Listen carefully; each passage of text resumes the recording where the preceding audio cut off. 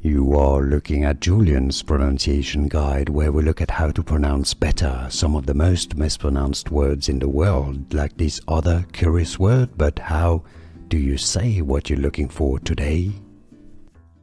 An interesting word that many wonder about how to pronounce it. The pronunciation in British English in the UK is as vital. Vi, not V, vital.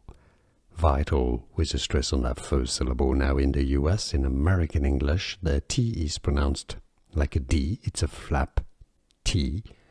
Vital is how the Americans say it. Here are more videos on how to pronounce more confusing words and names too many mispronounced. Like this video if you found it useful. I appreciate your support. I'll see you soon and thanks for watching.